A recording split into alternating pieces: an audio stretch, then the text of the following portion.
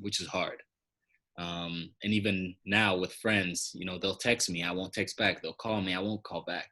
But good friends they'll keep texting you, they'll keep calling you. They want to know what's happening in your life. Just because you don't reply doesn't mean that they're not going to stop texting you. Now, for those who understand you're busy and don't really make the effort, I think at that point you have to understand that you have to pick your time wisely. Some people are worth putting the effort in for, and others necessarily aren't. It's a fine line, but I've definitely lost a lot of relationships because of how much time I've spent and how much time it takes out of my day playing soccer. Yeah, it's almost, it's a lose-lose and a win-win type situation. And just from my relationship with Dom, we don't talk on consistent basis, but because of that time that I spent with Dom in that stage of his career, I was able to become aware of what type of person Dom was. That if for any reason he didn't get back to me for a year, that time that I spent with him allowed me to know that he's not arrogant, that he's not doing it because he doesn't care about Carlos anymore.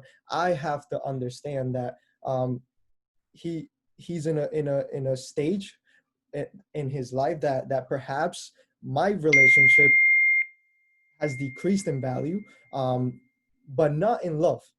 So we still value everything that we learned together.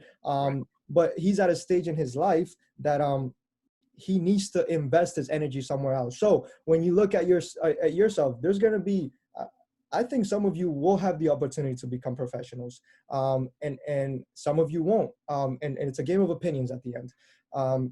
But being aware that the people that you surround yourself with know and are mature enough to know that you're going to be invested in your dream.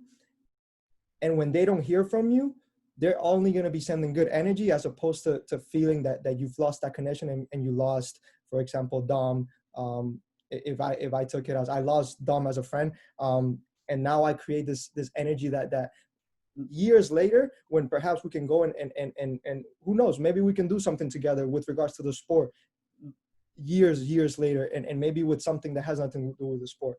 But we can't break that relationship because of where we decide to invest our time in our given season. And the season that Dom is right now is a season that demands so much from him personally that he has to leave some other people around with no bad intentions.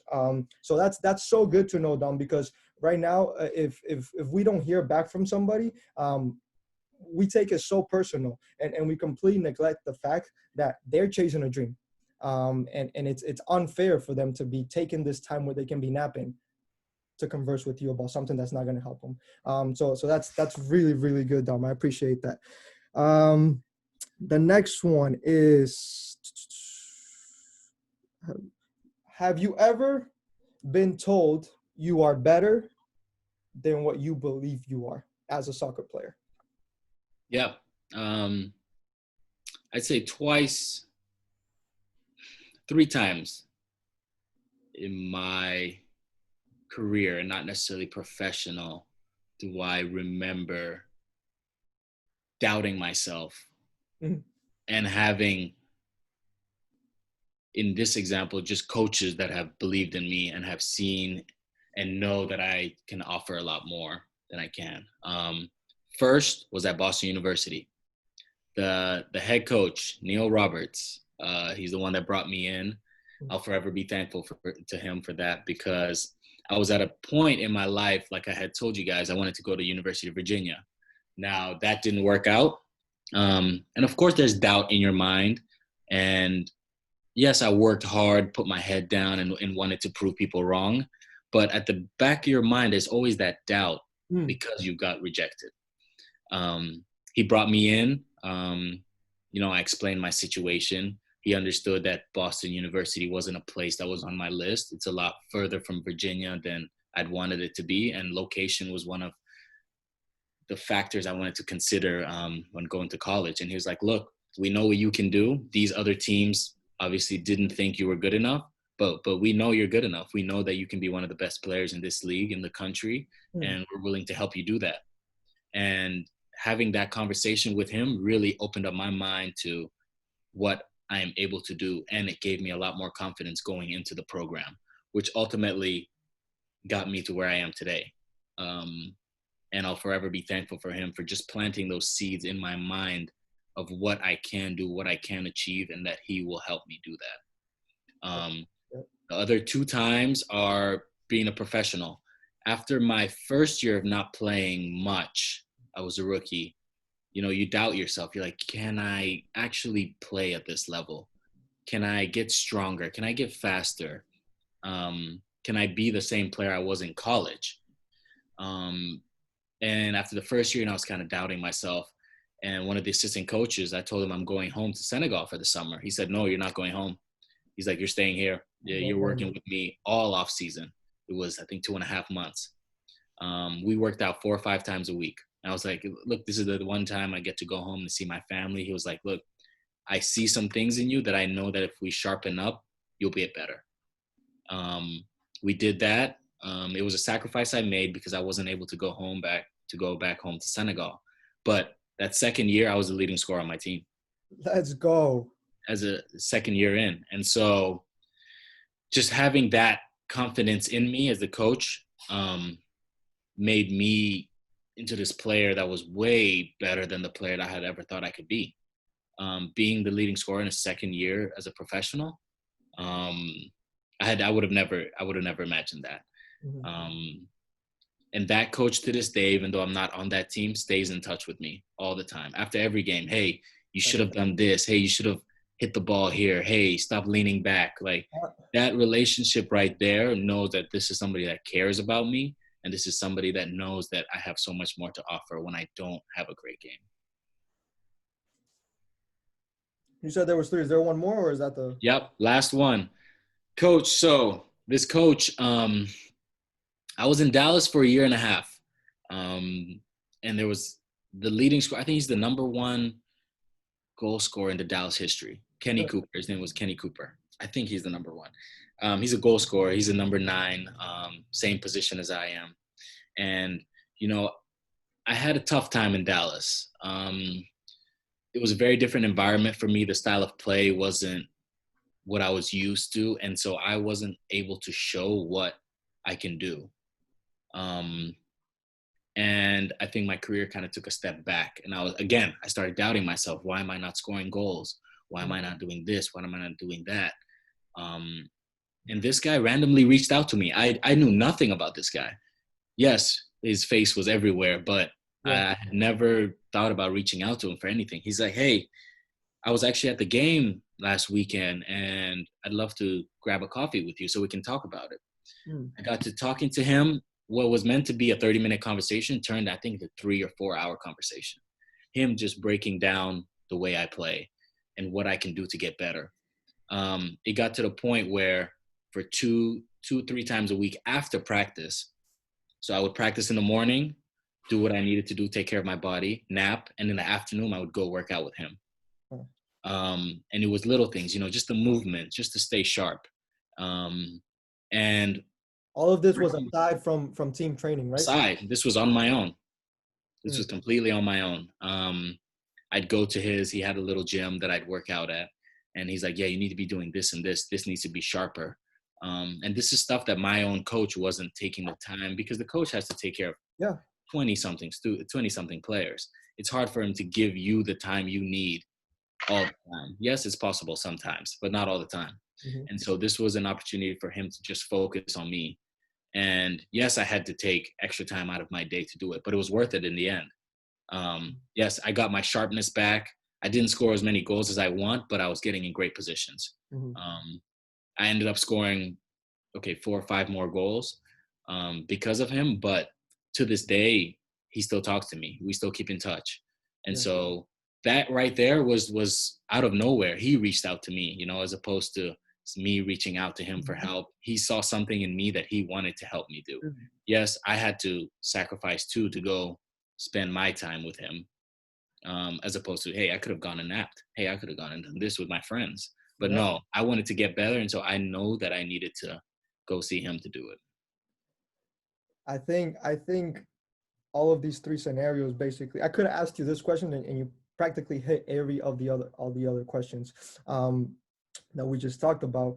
Uh, and this idea that so many times we take compliments of people that think we are better than what we think we are, and that drives us to another level. And at the end of the day, it's just an opinion. So in the same manner, the rejection, it's also just an opinion. Both sides are supposed to stir you and build some sort of fire to get to that destination, which is for Dom was becoming a professional soccer player.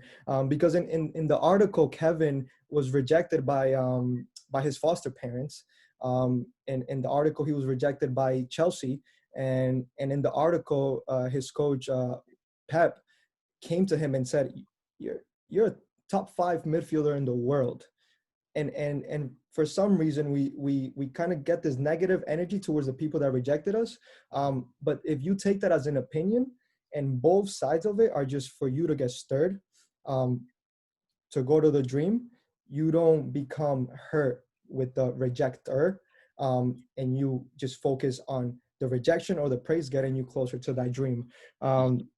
So Dom, you can't imagine the you guys better be taking notes. I'm gonna test you guys next time that we go on training, um, because this is a professional who has gone through the ups and downs, through the rejections, through the injuries, and in that last story, the beauty in someone coming to him and taking the time, because he could also be napping, he could also be doing something else, to come and help Dom because he saw something. Now my feeling is that one day Dom is going to be watching a game and he might see this in somebody else, and he's going to feel the need to help somebody else enhance their craft because somebody did it for him. So just being open-minded that at any point anybody could be watching you, and as you get older, if you have siblings, you can be watching out for them too, because you might have gone through stages of your life that they're starting to go through. And now you can take those 30 minutes and, hey, you should do this in a different, and it doesn't have to be soccer. It could be how you speak to your dad, how you go about math homework, in all aspects of your life. That human interaction will take you to the next level. And in this scenario, it took Dom to scoring more goals, to being a successful pro, not just someone that's going to be in the league for a bit, but someone who scores hat tricks, someone who the team has to put that number 9 jersey on and put him up top to score some goals. The last two questions, Dom, very quick before I let you head out. What do you think you would like to do once you are no longer a soccer player? Oh, this is a tough one. You know, everyone thinks that they're going to be a soccer player for everybody forever. You don't want to be that. But, you know, in reality, you can't. And so, you know, I'm fortunate enough to have graduated from university. I remember after my second year in college, I had the option of going to Scandinavia and playing pro. And my dad made me promise him, look, you're going to finish school first.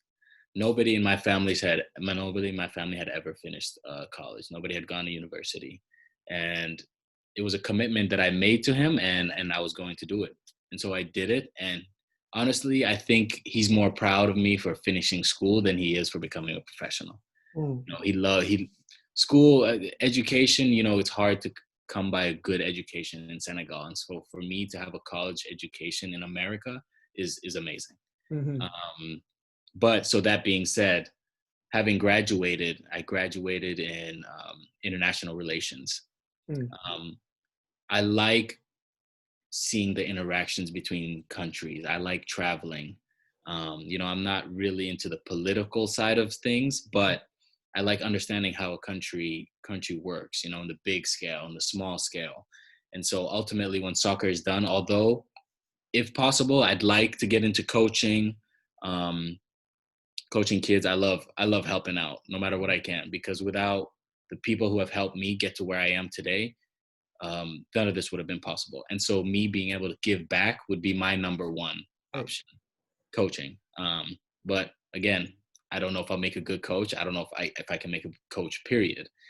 Um, but having gone to school, I like international relations, and that's definitely something that I would want to go into. Traveling, learning more about countries, seeing how you can help out. Hey, and maybe traveling to countries and helping kids play soccer. Try and get something started for kids, that don't have the opportunity or the resources to be able to play soccer, like we're so fortunate to do. Yes. Yes. So definitely, I think that would be in my future. Yeah. Um, no, that's good because all of us, like Dom said, well, I'm already not a soccer player anymore, but all of us will come to the season in our life where the word player doesn't come before soccer, but the word soccer doesn't disappear. It's just that season that you're a player. And how can Dom use all of the resources that he's gained? Because at the end of the day, he gained his education because of soccer. Um, so how can you intentionally remember all the things that you have input into your library um, to take on this next season without being afraid that, hey, I'm no longer a soccer player, I don't know what else to do? No, you have been equipped with so much material through that journey that your next stage might be more exciting than your Mhm. your professional soccer career. So just thanks, Dom, for bringing up all these other resources that you were able to gain in your journey. And the last question from me, Dom, and it's just kind of for you to give the boys some advice. What would you tell Dom, 13-year-old Dom today? 13-year-old Dom.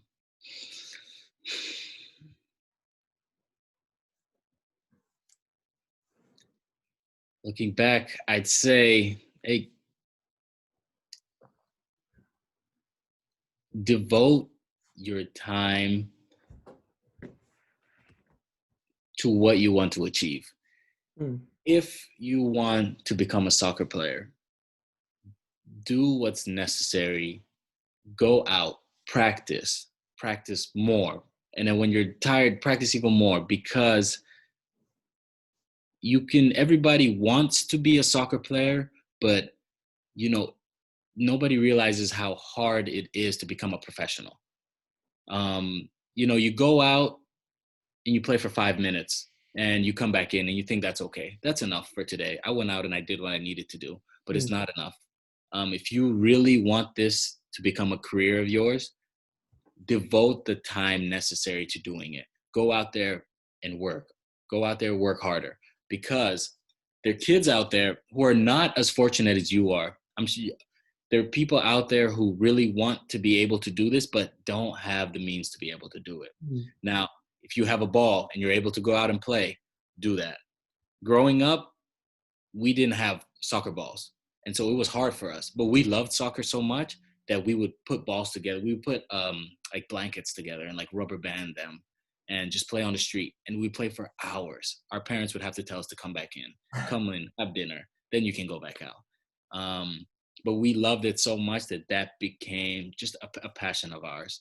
And so if this is definitely something you want to commit to, go out there and do more.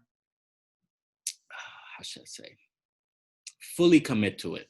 mm, You can't do it sometimes, and then when you're tired, you say, "No, I don't want to do this. I'll go do basketball. I'll go do something else. This is too hard, or it's too hot outside today, or I'm tired."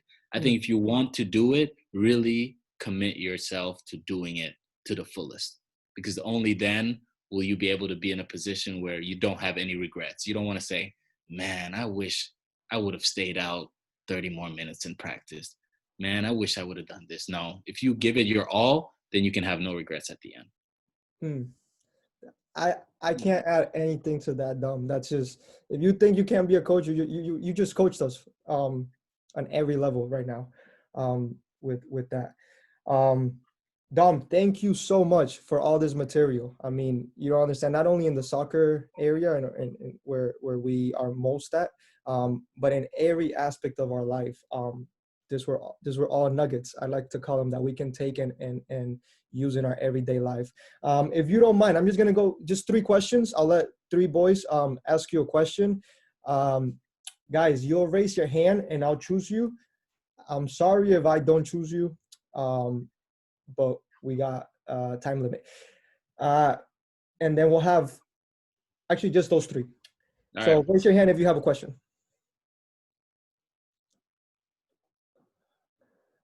All right, so we'll go. I saw Hadi, Miller, Rao, and then we'll take a non-player, Blaskic, and then you're off, Dom. Is that okay? All right. That's fine. All right. Hadi, I'm going to unmute you, okay? Go ahead, Hadi. Have you ever struggled so much that you wanted to quit soccer?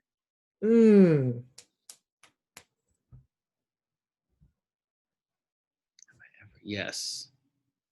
Yes. There have been two moments that I can remember right now where, so my first moment, it was actually at Boston University. I think it was after my first season. I went home to Senegal and I had a good first season. I think I was on the all rookie team and I was feeling good. And I went home to Senegal. I didn't train at all. I came back second year. I was very unfit. Was that the year where you got lost? Yeah, that was the year I got lost. Because You didn't get lost. I hadn't been running. So I couldn't catch up to people. And so, I came in and everybody was disappointed in me. The coaches were disappointed in me. My teammates, I let them down. And I didn't have a great season. And I was embarrassed for myself. And for me, at the time, I was thinking, man, it's better for me to just leave soccer than to go through this embarrassment. I can tell the coaches are disappointed in me. I can tell my teammates are disappointed in me. So I was embarrassed, and I was gonna hide from soccer and just be done with it. But at the back of my mind, I was like, no, they don't think I can do it, so I'm gonna work harder. After practice, I ran more. I did more stuff than the players who were on the field because I knew that I needed to make up for, me taking the summer easy and not training. And so that was the first moment. I thought I was probably going to give up soccer. The second was as a professional. I was injured for 3 weeks. I had a hamstring injury. When I came back, I was happy. I was playing. I think 4 or 5 days later, I got another injury, and I was out 5 to 6 weeks. So in total, I was out 2 months. And during the second injury, I thought, look, that's it for me. I went through this for 3 weeks, and it was the longest 3 weeks of my life. And now I have to do this for another 5 to 6 weeks. I'm not going to be able to do it. I was playing all these mind games with myself. But, you sit down, you take everything one day at a time. You can't look at the long run. When you're healthy, you're healthy. You can't say, oh, okay, in 6 weeks, I'm going to be healthy. And so for me, it was hard, but I just sat down. Okay, today, I just need to go in and do my rehab. I need to go in and do my exercises. I need to come home and rest. So yes, I thought about giving up because I was like, my body can't do this anymore. I can't keep getting injured. It's like it's hurting me a lot. But ultimately, like I said, take it one day at a time. I practiced when I need to. I worked when I need to. I rested when I need to. I was very disciplined. I ate well. I slept well. It's all important. It's all important parts of the recovery. And I ultimately got healthy. And then I made sure I did everything I could to not get healthy, to not get injured again. That's good. Does that answer your question, Hadi? Yeah, pretty much. Yeah. No, and last week we talked about actually that subject of quitting. And it was about Di Maria, and there was a moment in his life that he decided that he didn't want to play anymore because of some sort of rejection. And it was the people around him that didn't let him quit. So I'm sure that there was people around you that the moment you said, I might want to give up, if you happen to share it to anybody, there was no way they were going to let you because they know your passion with this game. Oh, Miller, yeah. I'm going to unmute. I got to mute Hadi, and then we'll go with you, Miller. Go ahead, Miller. All right. In your third example of when you doubted yourself or someone believed in you more than you believed in yourself, when you went to the coffee shop with whoever that was, what was your relationship with him? You said like you saw his face everywhere, but never thought to contact him. Like, Yeah. how like what? And you said you practiced with him on your own time. Was Mhm. he part of your club? How did you guys get connected? What's the relationship there? So his name is Kenny Cooper. Big. He played for the U.S. national team. He played overseas in Dallas. So FC Dallas, obviously, has been around since 1996, and he was an integral part of their, them starting into the league and him and the team doing well. He scored a lot of goals for them, basically. He's a legend. They have a Hall of Fame. He's done well for the club, and so it's good to know the history of the club that you're joining. And so his name kept coming up everywhere. Players that I have played with, hey, Kenny Cooper this, Kenny Cooper that. He's a big number 9. His pictures are, you walk around the stadium, you'll see his picture, you'll see his name everywhere. And so he's a name that I had constantly been hearing about. But never did I think, I'm going to reach out to him. Never in my career have I seen a player and thought, you know what, I'm going to reach out to him to see if he can help me. Because you kind of feel like you're a player and they're not a player anymore. So in a way, you don't think that you can connect with them. But he opened that door for me to feel comfortable connecting with people that, might be done or people that I think could help me. So to be honest, I was a little, I wouldn't say shy, but I wasn't confident enough to reach out to him for help. And so for him to do that to me opened up that door for us to have a relationship. Does that answer your question? Yeah, it does. Do you know if he's ever done that to any other player? I don't, but I've seen the way that he interacts with players, and I would not be surprised if he had pulled players aside and done that before. You can tell it wasn't work for him. It came naturally, just the conversations you have with him. And so I think it's part of his personality where he thinks, hey, if I can help this guy, I'm going to go do it. It's not like he's getting paid to do it. He's not a coach that has to do it. He's just somebody that wants to help players get better. That's good. Does that answer most of it, Miller? Yeah, thank you. Perfect. Good question. And then Raul was the other one. I'm going to mute Miller and unmute.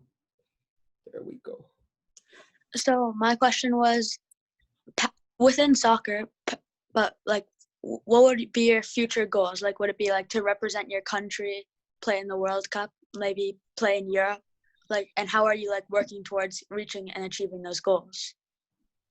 That's a good question. It's weird. As you grow in the sport, your goals change all the time. You hit some, you miss some. When I was in college, my goal was, hey, I want to be the leading goal scorer in the league in college. Hey, I want to score this many goals.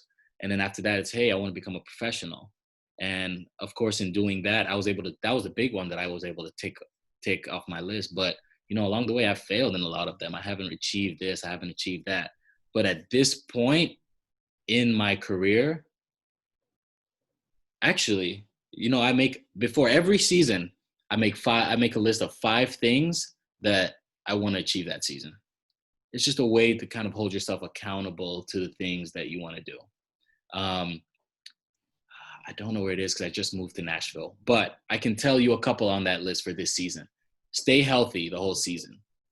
That's always my number one. That's been my number one ever since that year that I had to take like 2 months off. Staying healthy. Second one, being the leading goal scorer. That's as a number 9, you want to score as many goals as you can to help the team. That's always it.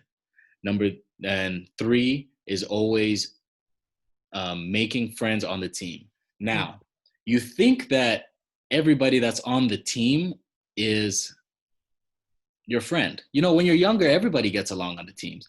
But let me tell you guys, the older you get, the harder it is to make friends on teams because people have a lot of different personalities.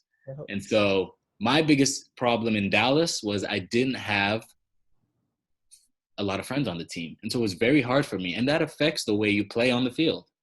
That affects how you are off the field. You know, those relationships are important. And so, you know, there are a lot of players that don't speak English on my team. You know, players who you don't think you can relate to. But it's interesting how even though they don't speak, there are players that don't speak English, and I don't speak maybe Spanish, I don't speak Dutch, I don't speak whatever language they speak where they're from. Sometimes those relationships are very strong, even if you're just, you know, using your hands, using motions.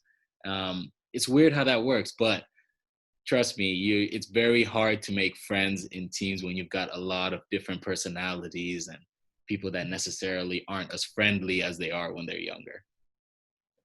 That's good. That's good. If I can just add, Rouse, you pointed out some specific goals within your question, and I think the way that Dom took it was so beautiful in the way that, yeah, everybody wants to play in the World Cup or everybody wants to play for a national team, but I think that there's so much worth in the everyday challenge that will open the doors to Dom one day play for a national team, or one day play in the World Cup, or become the leading goal scorer. If you simply worry about these, because if he's not healthy, he's not going to make it to the next game. If he's not scoring enough within one season or within a short period of time, the other doors are not going to open. So it was really good how you went about that question. Because it teaches us how we can potentially get to playing in a World Cup. Mm-hmm. So he answered your question, because all of us, if we got the chance, like, yeah, we all would want to. And this is how. So if you're taking notes, this is how you get that call up. This is how you make it pro. This is how you stay healthy for the next game. Mm-hmm. All in one.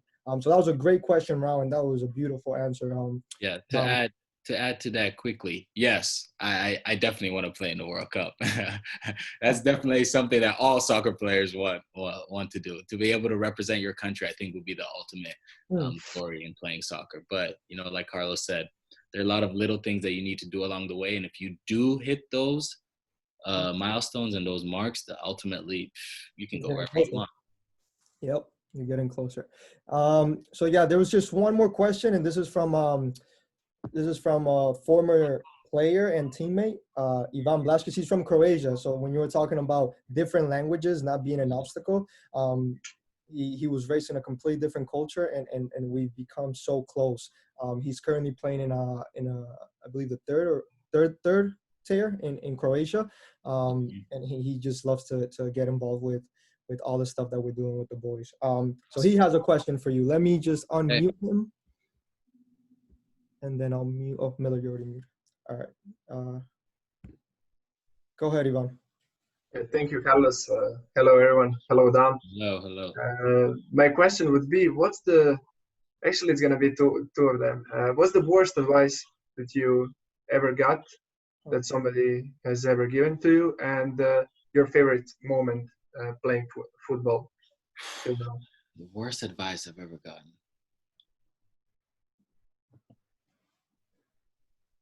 A tough one. It's a tough one. Too many? because there's been a lot of bad advice. But I say the first one was definitely in high school, when, you know, I was a very good player in high school, for the league I played in. And I remember my coach he just treated me like I was the best player in the world. He would constantly tell me, "Hey, man, you're so good. Hey, you're the best, blah, blah, blah," for this team. And I think that in my mind, I was like, yeah, you know, I'm really good. You know, the coach tells me I'm really good. And so that's why when I wanted to go to the University of Virginia and they told me, no, you're not good enough, it was like, wait, this guy's telling me that I'm really good and I'm the best, but you guys are saying like I'm not. And so in the moment, I didn't understand it, but as you grow older, you understand, yes, it's good to get good feedback, but sometimes you have to understand that just because somebody says you're good or you're the best doesn't mean that you're going to go on to achieve whatever you want. You're telling me, Dom, that good feedback can also be the worst feedback? Yeah. Oof. Yeah, for sure. Next question, Ivan. Yeah, and the second one was your favorite. Thank you for that answer. That's great. And the second one is your favorite moment playing soccer so far. Favorite moment would be, well, two moments. The day I got drafted.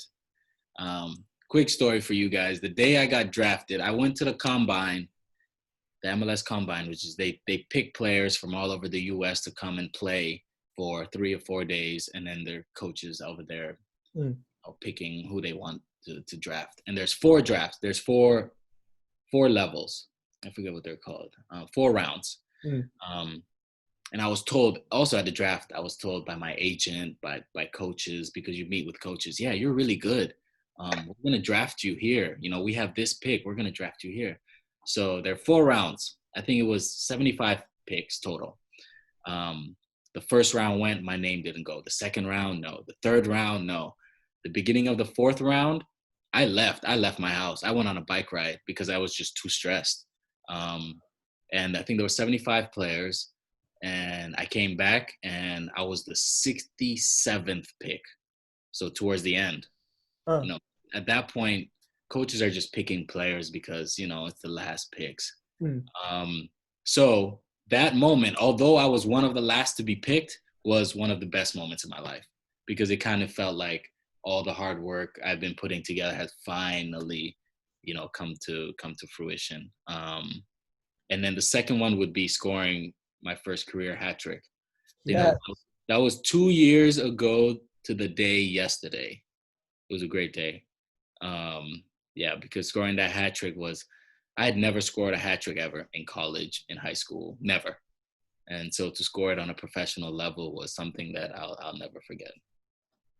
You did score it in practice when we scored. Yeah, I've scored quite a few hat tricks in practice. There you go. Yeah. Hey Dom, I just want to thank you, man. This was very inspirational, educational, every way you can look at it. We learned so much. We hope nothing but the best for you. We're definitely going to be following you, in whichever team you are, because we're following the person. And I'm sure that all these boys will remember all of these things that came from you. There's certain things that you can bring to the table that some of us couldn't. Yep. So we really appreciate your time, Dom. We hope nothing but the best. And if you ever want to join us in a conversation, especially now with this Corona season, Right. just let me know. The last thing is, next week we have Michael Bustamante coming on board. Can you just give us a 1 minute, 30 seconds of your thoughts on Michael Bustamante? Let me tell you this guy. Michael Bustamante was the most skillful midfielder, smartest player, most talented player and gifted I had ever played with in Boston University. It was unreal. He made the game look so easy. And playing with him was so easy. He could give you the ball where you wanted, hit it with the right amount of power. He made my job. Without him, Boston would have definitely been different.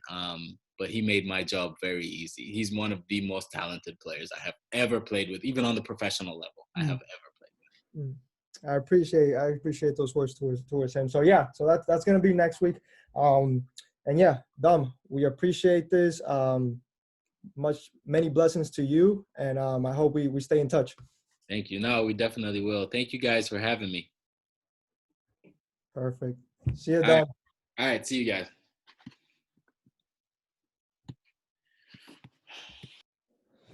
All right, guys. So this took longer than I expected, but it was just so good. Unfortunately, we won't go about everybody speaking because Dom said everything that we could probably get out of this article. And I trust that you guys can go and correlate things that at the Premier League level, at the MLS level, at the Stars level, at the Croatian level, at Martha's, whatever you're doing in your everyday level, all these things that you can learn from today's discussion. Thank you guys for being with us today. Get ready for next week. the first people that send me the email are the first ones that are going to come in to join us with Bustamante. We'll try to switch it up a little, or maybe we'll do something similar. And I really hope that you guys took notes, take something from this, because soccer is not only what you do with the ball at your feet. There's a lot in your brain, what you're learning as humans. And again, one day you will no longer be a soccer player, but you still have soccer. Marta Blaskic, thank you for joining us. Sorry, Marta, I was hoping I could get you to add some nuggets, but I hope you got some from all of this. Boys, I hope you're staying on track with your running program. If you need help with anything, or have your parents contact me, or contact me with your parents. And I really, really hope I get to see you guys in person soon. Sounds good, boys? Have a good day, boys.